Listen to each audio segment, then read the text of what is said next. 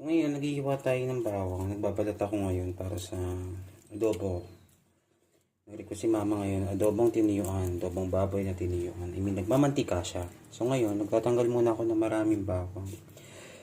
Lutuin ko to ng hiwalay. Yung fried, fried garlic siya.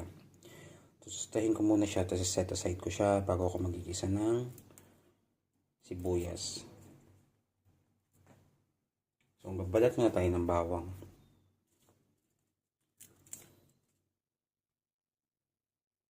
So, ito, okay na. Chop na natin yung bawang. So, ngayon, maghihiwa naman tayo ng sibuyas. Usually, yung iba, kapag naghihiwa ng sibuyas, ako pag ulam talaga, mas gusto ko yung malalaki yung slice niya. Pero sa mga pasta, minimix ko siya. Pero kasi, ewan ko, hindi ko alam. Siguro kanya-kanya lang talaga. Kasi mas feel ko to na nakakain ko siya. Not only for the taste, na malagasama siya sa pagkain.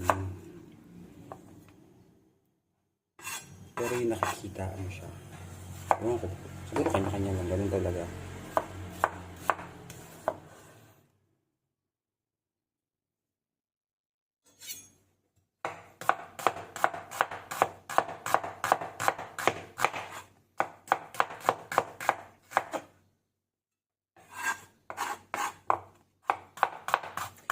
Kukuha ko na dalawang sibuyas para malasa.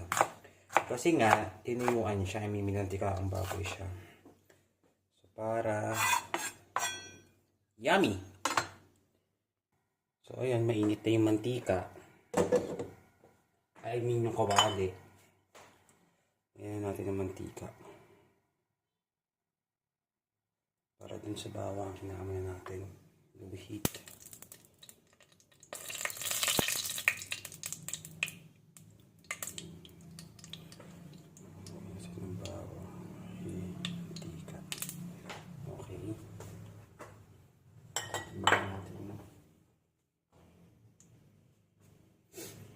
Natin uminit. Natin yung bawang. Lagay na natin yung bawang.